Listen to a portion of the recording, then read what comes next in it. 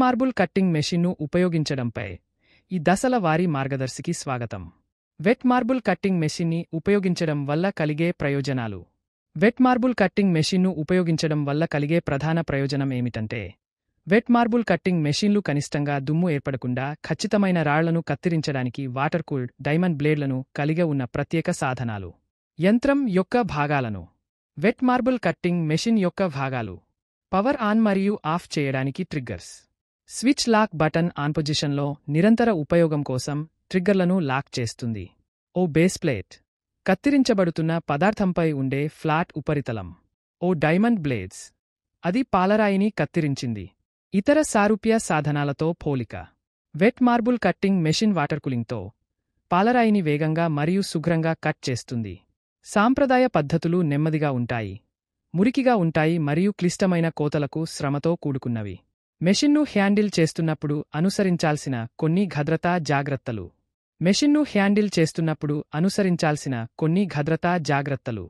Safety గ్లోవ్లు, ear ప్లగ్లు, safety goggles, safety మాస్క్లు మరియు సరిగ్గా తనిఖీ చేసిన డ్రిల్ స్టీల్ టోడ్ సేఫ్టీ బూట్ల వంటి భద్రతా పరికరాలను ఉపయోగించండి.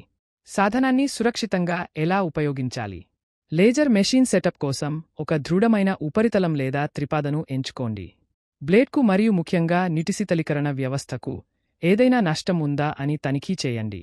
అన్ని భద్రతా గార్డులు మరియు కవర్లు తగిన ప్రదేశాలలో భద్రంగా ఉన్నాయని నిర్ధారించుకోండి. స్థిరమైన సమతల ఉపరితలంపై యంత్రాన్ని ఉంచండి. గ్రౌండెడ్ పవర్ సోర్స్ను కనెక్ట్ చేసి నీటి రిజర్వాయర్ను పరిశుభ్రమైన నీటితో నింపండి. కత్తిరించేటప్పుడు పాలరాయి యొక్క దుమ్ము మరియు శిథిలాలను తగ్గించడానికి నీరు ఉపయోగించబడుతుంది. పాలరాయిపై కట్ లైన్ను గుర్తించండి మరియు కట్టింగ్ టేబుల్పై బిగింపులతో భద్రపరచండి.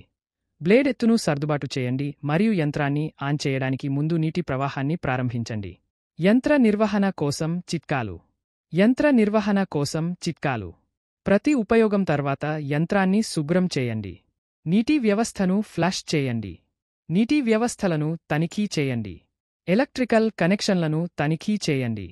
దెబ్బతిన్న త్రాడును భర్తీ చేయండి. ధన్యవాదాలు.